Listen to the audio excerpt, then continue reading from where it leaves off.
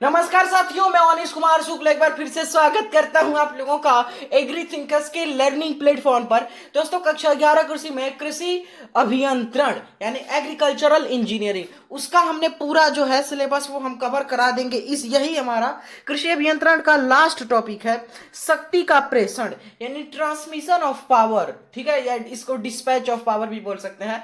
तो यही आपका कृषि अभियंत्रण का जो लास्ट चैप्टर है वो है। इसके पहले हमने आपको देखिए, हमने आपका पूरा का पूरा कृषि अभियंत्रण का सिलेबस जो है उसको कवर करा दिया है। अब आगे क्या होगा वो हम आपको बताएंगे। ठीक है, चलिए तो यहाँ पर अब हम देखते हैं शक्ति का प्रेषण, इससे कौन कौन से क्वेश्चन आपके बन सकते हैं। देखिए, बहुविकल्पी में आपका क्या आया हुआ है वर्ष 2016 में कि लंबवत शक्ति प्रेषण किया जाता है। राइट ऑप्शन हो जाएगा option number C, bevel gear से। फिर देखिए, गियर की परिभाषा लिखो। देखिए, आपका गियर, पुली, घिरनी और जो आपका पट्टा, ये वही वाला चैप्टर है ये। ठीक है, ये काफी इंपॉर्टेंट आपकी परीक्षा की दृष्टि से। तो धातु की बनी गोल अथवा बेलनाकार आकृति जिसकी परिधि पर अंदर अथवा बाहर की तरफ जो है वो या तो दांते बने होते हैं या सर्पिलाकार चूड़ियां कटी होती हैं, गियर कहलाता है। ठीक है, शक्ति को बहुत ही निकट प्रेषित करने अथवा किसी कोण पर स्थानांतरित करने के लिए गियर का प्रयोग होता है। फिर है, शक्ति प्रेषण के लिए वी आकार की बेल्ट किस घिरनी में लगाई जाती है? तो यह आपका जिसको बोलते हैं ग्रूव्ड घिरनी यानी खांचेदार घिरनी में लगाई जाती है। ठीक है, आकार के अनुसार पट्टे कितने प्रकार के होते हैं? तो दो प्रकार के होते हैं, फ्लैट बेल्ट और वी बेल्ट। ठीक है, फिर आपका बेवेल्ड गियर जिसको बोलते हैं कोरतलन गियर, ये कब प्रयोग किए जाते हैं? तो देखिए, जिन स्थानों पर शक्तियों को कोरों पर मुड़ना होता है कोरतलन गियरों का प्रयोग किया जाता है और इनके प्रयोग से शक्ति का स्थानांतरण 90 डिग्री पर किया जा सकता है। फिर देखिए, अति लघु उत्तरीय प्रश्न 2 अंक वाले क्वेश्चन, वर्ग गियर से आप क्या समझते हैं? यह किस मशीन में प्रयोग होता है? तो वर्म गियर क्या होता है? देखिए, लोहे की बेलनाकार संरचना पर सर्पिलाकार चूड़ियां काटकर वर्म गियर बनाई जाती है और कार्य के समय वर्म गियर की चूड़ियां एक सेक्टर नामक हेलिकल जो है उसे स्पर गियर के दांतों से मिलती हैं। जब वर्म गियर घूमती है तो इसी के साथ सेक्टर भी धीरे धीरे घूमता है। चारा मशीन, क्रीम सेपरेटर तथा ट्रैक्टर आदि में इस गियर का प्रयोग किया जाता है, आपको ध्यान में रखना है। फिर देखिए, चमड़े तथा पट्टे, चमड़े के पट्टे तथा रबर के पट्टे में अंतर लिखिए। तो देखिए, पट्टे के बारे में, ये चमड़े के पट्टे महंगे होते हैं, रबर के पट्टे सस्ते होते हैं। चमड़े के पट्टे जो होते हैं, देखिए 3 प्रकार के पट्टे होते हैं, चमड़े के, रबर के, सूत के, किरमिच। ठीक है, ये प्रकार के यहाँ पे पट्टे होते हैं। ठीक है, ये आपको ध्यान में रखना है। और चमड़े के पट्टे, इनका प्रयोग भारी मशीनों में अधिक शक्ति प्रेषण के लिए किया जाता है और रबर के पट्टों का हल्के जो उपकार है उनके लिए किया जाता है। चमड़े के पट्टे जो हैं उनके भीगने पर शीघ्र खराब हो जाते हैं तथा गर्मी पाकर बढ़ जाते हैं, लेकिन रबर के पट्टों में ऐसा नहीं होता। चमड़े के पट्टे मुलायम रखने के लिए तेल की आवश्यकता होती है और रबर के पट्टों में तेल या ग्रीस की आवश्यकता नहीं होती है। फिर देखिए, बाहरी स्पर गियर तथा भीतरी स्पर गियर में अंतर लिखिए। तो बाहरी स्पर गियर की बाहरी बाहरी परिधि पर शाफ्ट जो होता है उसके नाम समांतर दांत कटे होते हैं, जबकि भीतरी स्पर गियर में दांते रिम की भीतरी परिधि में शाफ्ट के समांतर कटे हुए होते हैं। फिर भीतरी स्पर गियर को चलाने के लिए बाहरी स्पर गियर की आवश्यकता होती है, लेकिन बिना भीतरी स्पर गियर की सहायता से 2 बाहरी स्पर गियरों को एक साथ प्रयोग किया जा सकता है। फिर पट्टे के अगला क्वेश्चन देखिए, पट्टे के किस ओर निष्क्रिय घिरनी लगाई जाती है? चित्र द्वारा समझिए। देखिए, आप फिगर को मतलब बनाकर इसका प्रैक्टिस करेंगे ड्रॉ करके, जो कि आपके पेपर में आ जाता है क्वेश्चन की सचित्र वर्णन कीजिए। ठीक है, यहाँ पर देखिए फिगर आप देख सकते हैं, यहाँ पर इसका निष्क्रिय घिरनी है ये लगा हुआ है, यहाँ पर जो है इसका पट्टा है ये जो आपको दिख रहा है यहाँ पर, उसका बाद से यहाँ पर चालन घिरनी है ये वाली जो आपको दिख रही है, ये चालन घिरनी है। ठीक है, और उसके बाद से ये चालक घिरनी है ये वाली जो दिख रही है, आपको ध्यान में रखना है। और ये पट्टे का तना हुआ भाग है, ये जो पूरा तना है। ठीक है, यही है। फिर देखिए, खांचेदार घिरनी एवं सपाट घिरनी पर शक्ति प्रेषण हेतु किस प्रकार के पट्टे जो बेल्ट्स हैं उनका प्रयोग जो है वो किया जाता है? तो इसमें देखिए, खांचेदार घिरनी जिसको ग्रूव्ड पुली कहते हैं उन पर शक्ति प्रेषण हेतु वी आकार के पट्टे, वी बेल्ट्स जो होते हैं।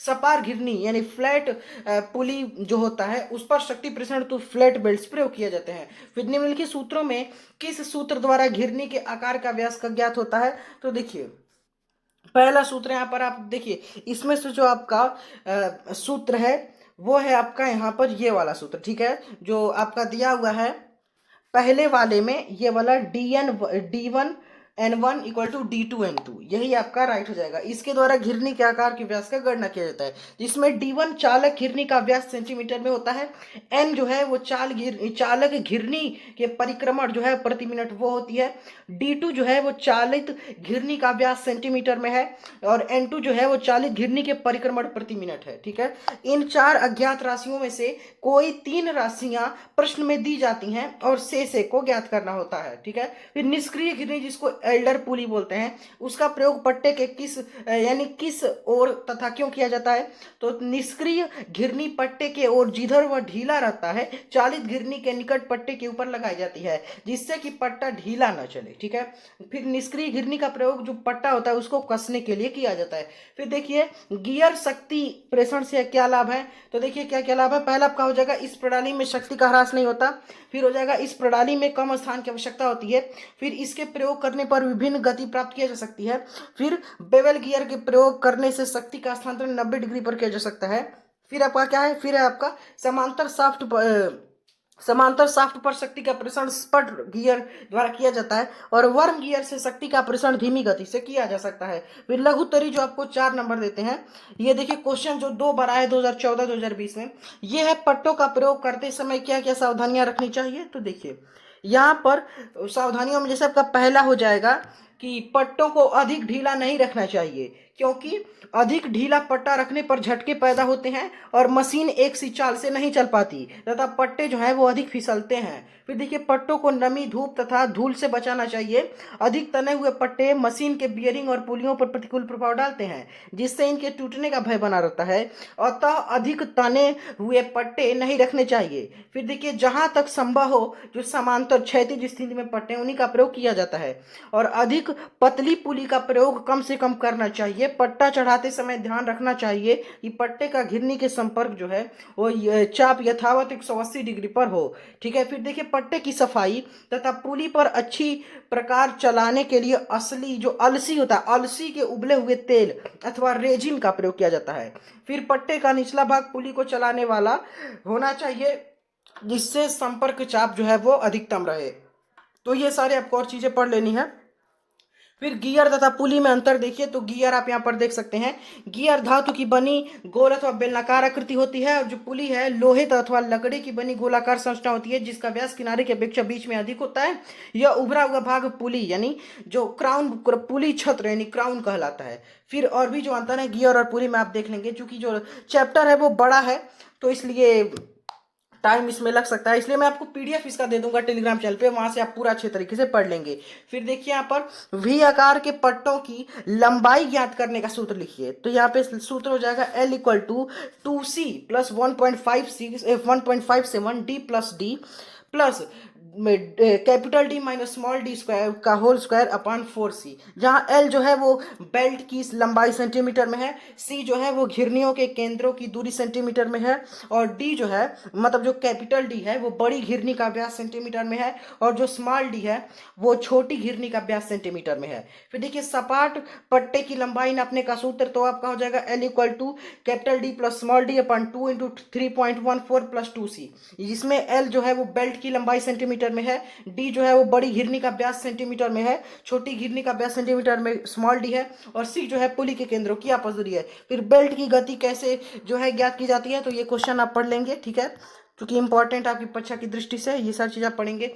बेल्ट की चौड़ाई ज्ञात करने का सूत्र, तो ये सूत्र है पट्टे की चौड़ाई इक्वल टू अश्वशक्ति गुणे 610 बटे बेल्ट की चाल मीटर प्रति मिनट में। ठीक है, ये सारी चीजें आप सारे सूत्र पढ़ लेंगे। विस्तृत उत्तरीय में शक्ति प्रेषण से आप क्या समझते हैं, शक्ति प्रेषण की कौन कौन सी विधियां वर्णन कीजिए। फिर ये अथवा कृषि मशीनों में विभिन्न प्रकार की शक्ति प्रेषण कौन कौन सी है उनको लिखना है। अथवा पट्टा बनाते समय प्रयुक्त सामग्री के आधार पर पट्टों को वर्गीकृत करते हुए उनका वर्णन करना है। तो ये क्वेश्चन भी आप पढ़ लेंगे। देखिए क्वेश्चन को देखिए, चैप्टर आपके एग्जाम की दृष्टि से इंपॉर्टेंट है, और ये चीजें आपको याद करने वाली हैं, समझाने वाली नहीं है, तो ये चीजें आप पढ़ लेंगे। ठीक है, फिर यहाँ पर देखिए आप लोग कितने प्रकार के, तो जैसे चमड़े के पट्टे होते हैं और रबर के पट्टे होते हैं, ये सारी चीजें। अब सपाट पट्टे फ्लैट बेल्ट्स में चमड़े के पट्टे, रबर के पट्टे, किरमिच के पट्टे, इस प्रकार से आपके होते हैं, और वी बेल्ट्स भी आप देख सकते हैं यहाँ पर। ठीक है, तो ये क्वेश्चन चूंकि बड़ा क्वेश्चन है तो यहाँ पर ज़्यादा जो नंबर आपको कैरी करके देता है। ठीक है, तो ये सारी चीज़ें आपको पढ़नी है। अब आगे देखिए यहाँ पर दूसरा क्वेश्चन क्या दिया हुआ है विस्तृत उत्तरी में। देखिए 3-3 4-4 पेज का एक क्वेश्चन है। विस्तृत उत्तरी मतलब 300 शब्दों में लगभग 3 पेज में आपको आंसर लिखना होता है, और ये क्वेश्चन आपको 6 नंबर देते हैं। लास्ट 15 16 17 नंबर पर ये 6 6 6 दूनी 12 6 3 18 नंबर के आपके आते हैं।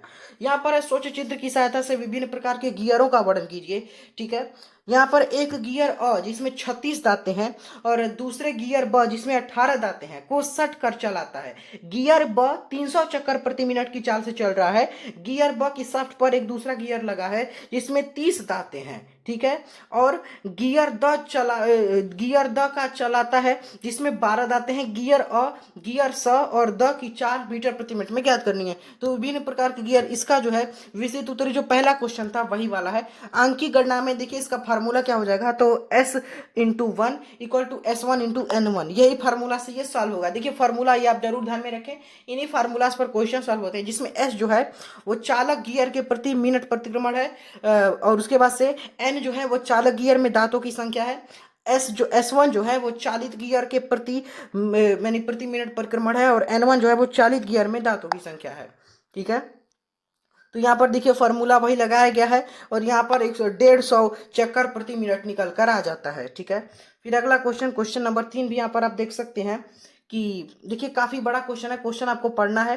देखिए क्या लिखा हुआ है, पट्टा घिरनी एवं गियर द्वारा शक्ति प्रेषण की तुलना कीजिए। एक चालक घिरनी जिसका व्यास 30 सेंटीमीटर है 300 चक्कर प्रति मिनट की चाल से चलकर काउंटर दंड पर लगी घिरनी जिसका व्यास 45 सेंटीमीटर को चलाती है। इस काउंटर दंड पर 40 सेंटीमीटर व्यास की दूसरी घिरनी जो है वो लगी है, जिसके द्वारा एक मशीन की 20 सेंटीमीटर की घिरनी जो है उसको चला रही है। मशीन घिरनी की चाल ज्ञात कीजिए, रेखा चित्र भी बनाइए। तो यहाँ पर आप देख लीजिए, पट्टा घिरनी एवं गियर द्वारा शक्ति प्रेषण की तुलना जो है वहां पर पूरा की गई है। यहाँ पर जो वही फार्मूला लगा है S/D इक्वल टू S1/D1, यही फार्मूला हम लगाएंगे तो यहाँ पर जो है आपका 200 चक्कर प्रति मिनट निकल कर आ जाएगा। ठीक है, तो और भी चीजें आपको क्वेश्चन नंबर 4 भी आप पढ़ लेंगे, वही फार्मूला है, इसमें भी आपका जो है आंसर निकल कर आ जाएगा। ठीक है, ये सारे देखिए सारे क्वेश्चन एक ही फार्मूला पे हैं, तो सारे आपको पढ़ने हैं। ठीक है, देखिए वही फार्मूला है, वही यहाँ पर भी लगा है। क्वेश्चन नंबर 6 भी आप लोग देख सकते हैं। चूंकि ये फार्मूला काफी इंपॉर्टेंट है, इसी से क्वेश्चन लगते हैं, तो इसको आपको लिख के एकदम प्रैक्टिस जो है वो करते रहना है। SD equal to S1/D1। ठीक है, ये क्वेश्चन, अब ये फार्मूला आपको ध्यान में रखना है। ठीक है, यही सारी चीजें हैं।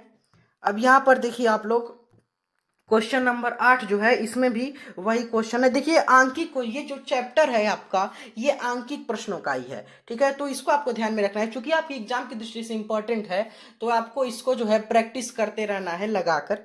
ठीक है, फिर पट्टा घिरनी द्वारा शक्ति प्रेषण, ये देखिए कितने सारे क्वेश्चन आए हैं उसी यानी फॉर्मूला पर S1/D1 इक्वल टू S2/D2 से। ठीक है, यही सारे आपकी चीजें यहाँ पर हो जाएंगी। तो देखिए ये चूंकि बड़ा चैप्टर है तो इसीलिए यहाँ पर जो है हमको जल्दी में कवर कराना था, तो इसलिए देखिए अब इसको आपको क्या करना है।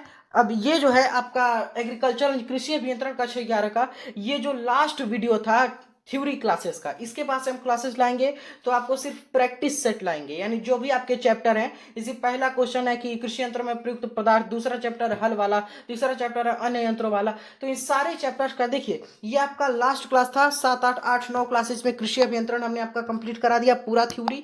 ठीक है, तो इसको आपको ध्यान में रखना है, और अब इसका प्रैक्टिस सेट हम लाएंगे। सारे चैप्टर्स के जो क्वेश्चन हैं इंपॉर्टेंट क्वेश्चन, या बहुविकल्पी हो, लघु उत्तरी हो, अति लघु उत्तरी हो, निश्चित उत्तरी हो, विस्तृत उत्तरी हो, सारे अब क्वेश्चन जो है वो हम प्रैक्टिस कराएंगे। ठीक है, तो अब इसके PDF के लिए अब ज्वाइन करेंगे टेलीग्राम चैनल, लिंक दिया हुआ है डिस्क्रिप्शन में। ठीक है, वहां पर ज्वाइन कीजिए, PDF इसका आप लोग डाउनलोड कर लीजिए, वहां पर मैं अपलोड कर दिया है, मैंने अपलोड कर दूंगा, वहां से आप अपनी प्रैक्टिस जो है वो करते रहेंगे। ठीक है, उम्मीद करता हूँ आपको वीडियो भी अच्छी लगी होगी, तो PDF जरूर आप इसका PDF आप जरूर ले लीजिए, क्योंकि मैं जल्दी जल्दी कवर इसलिए करा रहा हूँ क्योंकि चैप्टर काफ़ी बड़ा है, इंपॉर्टेंट है एग्जाम की दृष्टि से, और इसमें समझने वाली चीज़ें कम है, यानी जो फॉर्मूला है वही आप समझ लीजिए, उसके बाद से क्वेश्चन जो है उसी पर आपके लग जाएंगे, जैसे S1/D1 S2/D2, ये काफ़ी इंपॉर्टेंट फॉर्मूला है जिस पर क्वेश्चन आते हैं। ठीक है, व्हाट्सएप ग्रुप का लिंक है डिस्क्रिप्शन में, वहां पर भी आप जुड़ जाइए और वहां से अपनी क्वेरीज हमसे पूछ के सॉल्व कर सकते हैं। टेलीग्राम चैनल का लिंक भी मिल जाएगा डिस्क्रिप्शन में, वहां से टेलीग्राम से जुड़कर इसका PDF आप प्राप्त कर सकते हैं। ठीक है। और आगे की वीडियोस के लिए भी आप तैयार हैं। 11th 12th एग्रीकल्चर बीएससी जी फर्स्ट सेमेस्टर की सारी क्लासेस हम ला रहे हैं, तो वो भी आपको ध्यान में देना है और इन इंस्ट्रक्शंस को फॉलो जरूर करना है। वीडियो को ज़्यादा से ज़्यादा शेयर करना है, क्योंकि जो आपका एग्री थिंकर्स चैनल है ये कृषि छात्रों के लिए समर्पित है। Take care, thanks.